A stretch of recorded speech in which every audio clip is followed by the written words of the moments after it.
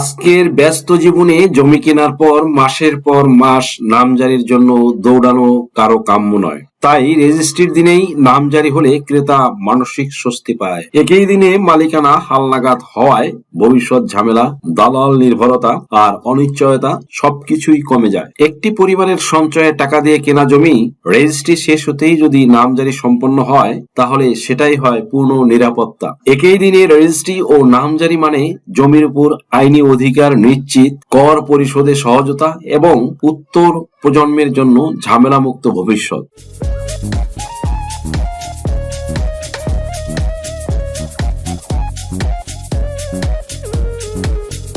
সুপ্রিয় দর্শক মন্ডলী, আসসালামু আলাইকুম। দেশে এবং দেশের বাহিরে যে যেখান থেকে শুনছেন, আশা করি ভালো আছেন, সুস্থ আছেন, নিরাপদে আছেন। আমি অ্যাডভোকেট মোহাম্মদ বেলায়েত হোসেন, আমার আইন বিষয়ক চ্যানেল লিগ্যাল নলেজে আপনাদের সবাইকে জানাই সুস্বাগত। সুপ্রিয় দর্শক মন্ডলী, একদিনেই ই-দলিল, একদিনেই নামজারি। দলিল ও নামজারি একদিনেই করা সম্ভব। ই নামজারির মতো ই-দলিল অনলাইনে করা যেতে পারে। এখন ক্যাশলেস ভূমি অফিস, সরাসরি কোনো টাকা লেনদেন নিষিদ্ধ। তাই ইউনিয়ন ভূমি অফিসে এবং উপজেলা ভূমি অফিসে কোনো রকম দুর্নীতি করার সুযোগ নেই।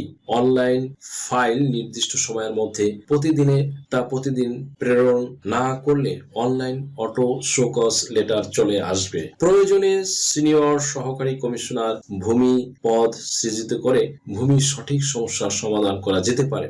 সিনিয়র সহকারী কমিশনার ভূমি শুধু ই-দলিল সম্পাদন করবেন। অন্যদিকে সহকারী কমিশনার ভূমি 1966 সাল থেকে 2024 সাল পর্যন্ত যে দলিলগুলি হয়েছে, সেই দলিলগুলোর নামজারি, খারিজ, মিসকেস এবং নির্বাহী ম্যাজিস্ট্রেটের দায়িত্ব পালন করবেন। বন্টননামা দলিল বাধ্যতামূলক বা ম্যান্ডেটরি করার ব্যবস্থা করতে হবে।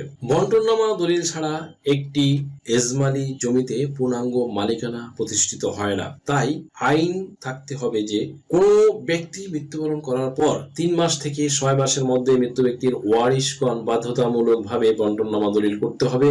ওয়ারিশগণের মধ্যে ভাগ বাটোয়ারা নিয়ে কোনো বিরোধ দেখা দিলে প্রয়োজনে নির্বাহী ম্যাজিস্ট্রেট বা এসিল্যান্ড এবং জেলা জজ কোর্ট এর একজন বিজ্ঞ ম্যাজিস্ট্রেটের মাধ্যমে বন্টননামা দলিল করা যেতে পারে। কারণ উক্ত দলিলের এক বা দুই পক্ষ মিলে যাতে আদালতে মামলা করতে না পারে, উক্ত বন্টননামা দলিলে এসিল্যান্ড এবং জজ কোর্টের একজন ম্যাজিস্ট্রেট এর স্বাক্ষর সহ সেই বন্টননামা দলিলের সাক্ষী থাকবেন। এই প্রক্রিয়ায় বন্টননামা দলিল সম্পন্ন হলে নতুন করে এই জমি নিয়ে কোনো বিরোধ বা মামলা সৃষ্টি হওয়ার সম্ভাবনা থাকবে না। বাংলাদেশে 8 প্রকার দলিল রয়েছে, তাই 8টি ই-দলিল অনলাইন ফরম্যাট এবং একটি ই নামজারি অনলাইন ফরম্যাট থাকবে। দলিল গ্রহীতা যে দলিল সম্পাদন করতে চায়, তিনি সেই ই দলিলের অনলাইন ফরম্যাট পূরণ করবেন।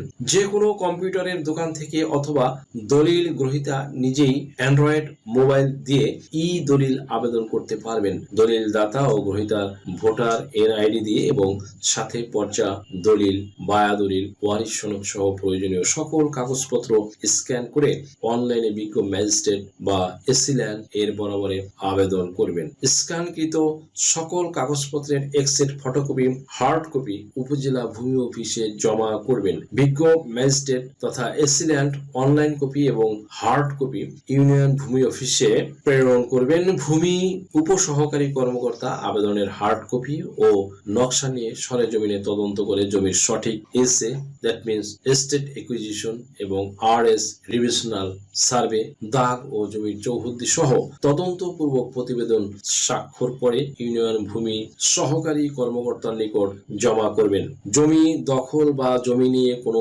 সমস্যা থাকলে তদন্ত করার সময় ভূমি উপসহকারী কর্মকর্তা জানতে পারবেন। ইউনিয়ন ভূমি উপসহকারী কর্মকর্তার তদন্ত রিপোর্ট এর ভিত্তিতে ইউনিয়ন ভূমি সহকারী কর্মকর্তা জমির মালিকানা সহ সকল রেকর্ড, রেজিস্টার যেমন এসএ, আরএস পর্চা, খাস, বন ক ও খ, গেজেট সহ সহকারী স্বার্থ সংশ্লিষ্ট সকল কাগজপত্র যাচাই বাছাই পূর্বক ই নামজারির অনলাইন ফরম্যাট পূরণ করে ই দলিলের হার্ড কপিতে ও অনলাইন কপিতে এবং ই নামজারির হার্ড কপিতেও অনলাইন কপি কপিতে স্বাক্ষর করে সহকারী কমিশনার ভূমি বা এসি ল্যান্ড এর নিকট ই দলিল এবং ই নামজারির প্রস্তাব একই দিনে একসাথে এট এ টাইম প্রেরণ করবেন। দ্যাট মিনস ই দলিলের মধ্যে যে আরএস বা বিএস দাগ থাকবে সেই আরএস বা বিএস দাগ দিয়ে অনলাইনে ই নামজারির প্রস্তাব প্রেরণ করবেন। ই দলিল নাম্বার এবং ই নামজারির নাম্বার একই থাকবে। দ্যাট মিনস দলিল এবং নামজারির প্রস্তাবপত্র একই দিনে একই সাথে এসি ল্যান্ডের নিকট প্রেরণ করবেন। কানুনগ উক্ত ই দলিল এবং ই নামজারির প্রস্তাবপত্রের ভিত্তিতে হার্ড কপি দেখে পুনরায় জমির মালিকানা যাচাই বাছাই করে এসি ল্যান্ডের নিকটে প্রেরণ করবেন। এসি ল্যান্ড হার্ড কপি দেখে জমির মালিকানা সঠিক আছে কিনা তা আরো ওভার শিওর হবেন এবং যাচাই বাছাই করে ই দলিল এবং ই নামজারির দুইটি একদিনেই অনুমোদন করবেন। এতে করে দলিল এবং নামজারি একদিনই হবে। দ্যাট মিনস দলিল গ্রহীতা যেদিন দলিল পাবেন সেই দিন নামজারি বা খারিজও পাবেন। ই দলিল অনুমোদন হলে দলিল গ্রহীতা বিকাশ অথবা নগদের মাধ্যমে দলিলের রেজিস্ট্রেশন ফি এবং নামজারির ডিসিআর ফি জমা করবেন। সুপ্রিয় দর্শক মণ্ডলী, ফি জমা হলে ই দলিল অনলাইন থেকে প্রিন্ট আউট করতে পারবেন। ই দলিলের প্রতি পাতায় কিউআর কোড থাকবে। ই দলিলের হার্ড কপিও থাকবে, কারণ সার্ভার হ্যাক হতে পারে। তাই ই দলিল দেখে মোহরারগণ ই দলিলের তথ্য বালাম বহিতে এন্ট্রি করে রাখবেন, সার্ভার হ্যাক হলে যাতে এসি ল্যান্ড অফিস থেকে সহি মোহরি নকল নিতে পারেন। এভাবে দলিল সম্পাদন হলে নতুন করে 1% দলিলেও কোনো প্রকার ভুল হওয়ার পসিবিলিটি থাকবে না। দ্যাট মিনস 100% সঠিকভাবে আপনার দলিল এবং পর্চা এবং ইনামজারি হয়ে যাবে। যেহেতু বাংলাদেশে 98% সাধারণ জনগণ জমি সংক্রান্ত কাগজপত্র সঠিকভাবে বুঝে না, যেখানে এমবিবিএস, ডাক্তার, ইঞ্জিনিয়ার, শিক্ষক সহ যারা দেশের সর্বোচ্চ শিক্ষিত জনগণ তারাই জমি সংক্রান্ত কাগজপত্র সঠিকভাবে বুঝে না, সেখানে সাধারণ জনগণ জমি সংক্রান্ত কাগজপত্র বুঝার তো কোনো প্রশ্নই আসে না। তাই সরকারি নিয়োগপ্রাপ্ত ইউনিয়ন ভূমি কর্মকর্তাগণ ই দলিল সম্পাদন করবেন। যেহেতু ইউনিয়ন ভূমি কর্মকর্তাগণ ই দলিলের তদন্তকারী কর্মকর্তা হিসেবে দায়িত্ব পালন করবেন, তাই ই দলিলে কোনো প্রকার ভুল হলে ইউনিয়ন ভূমি কর্মকর্তাদেরকে উপযুক্ত শাস্তিরও ব্যবস্থা থাকতে হবে। এরপরে যদি ই দলিলে কোনো প্রকার ভুল হয়ে থাকে তা সংশোধনের ব্যাপক ক্ষমতা বিজ্ঞ ম্যাজিস্ট্রেট বা এসি ল্যান্ড এর হাতে থাকবে। সাব রেজিস্ট্রার পদটি কোনো নির্বাহী ম্যাজিস্ট্রেটের পদ নয়, তাই সাব রেজিস্ট্রার সহ সকল কর্মচারী ও মোহরার এক্সট্রা মোহরারগণ বিজ্ঞ নির্বাহী ম্যাজিস্ট্রেট বা এসি ল্যান্ড এর অধীনে থাকবেন।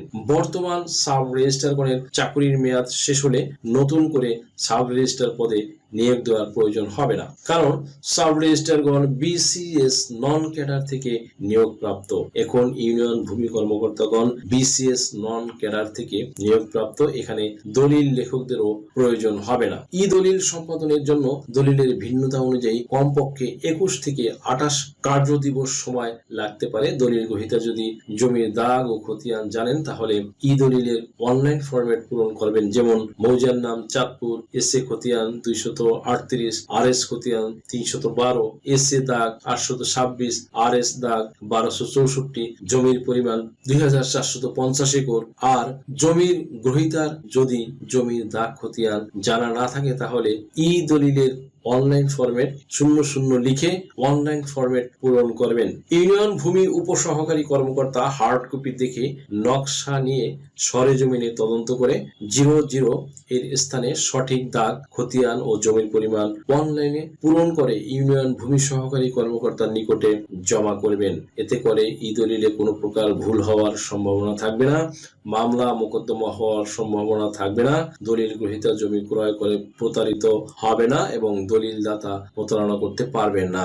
ইন ফিউচার ভূমি ব্যবস্থাপনা আরো গতিশীল, আরো বেগবান করতে, আরো ত্বরান্বিত করতে প্রয়োজন প্রতিটি উপজেলা কৃষি অফিসে একটি করে ভূমি ক্যাডার পদ সৃজন করা যেতে পারে এবং প্রতিটা ইউনিয়ন ভূমি অফিসে একজন সার্ভেয়ার এবং সেইনম্যান পদ সৃজন পূর্বক শক্তিশালী ভূমি ব্যবস্থাপনা গঠন করা যেতে পারে। সুপ্রিয় দর্শক মণ্ডলী, পরিশেষে বলতে চাই যে একটি ই বায়নানামা দলিলের অনলাইন ফরম্যাট থাকবে। এই বায়নানামা দলিলের ফি বিকাশ বা নগদের মাধ্যমে দলিল গ্রহীতা জমা দিবেন। এসি ল্যান্ড ই বায়নানামার দলিল একদিনেই অনুমোদন করবেন। কোনো কারণে ই দলিল সম্পাদিত না হলে গ্রহীতা উক্ত দলিলের বায়নাকৃত টাকা ফেরত পাবেন। ই বায়নানামা দলিলের গ্রহণযোগ্যতা আদালতেও থাকবে। সুপ্রিয় দর্শক মণ্ডলী, আশা করি আজকের ভিডিওটি থেকে আপনারা সামান্যতম হলেও উপকৃত হয়েছেন। যদি ভিডিওটি আপনাদের সামান্যতম উপকার আসে তাহলে রিকোয়েস্ট করব চ্যানেলটি লাইক, শেয়ার, কমেন্টস এবং সাবস্ক্রাইব করে পাশে থাকা বেল আইকনটি প্রেস করে দিন, যাতে পরবর্তী ভিডিওর নোটিফিকেশনটি খুব সহজেই পেয়ে যান। সো আজকের মতো এখানে শেষ করছি। দেখা হবে অন্য কোনো দিন, অন্য কোনো ভিডিওতে, অন্য কোনো আইনি কন্টেন্ট নিয়ে। সেই পর্যন্ত সকলে ভালো থাকুন, সুস্থ থাকুন, নিরাপদে থাকুন। আবারও সবাইকে ধন্যবাদ জানিয়ে এখানে শেষ করছি। আল্লাহ হাফেজ।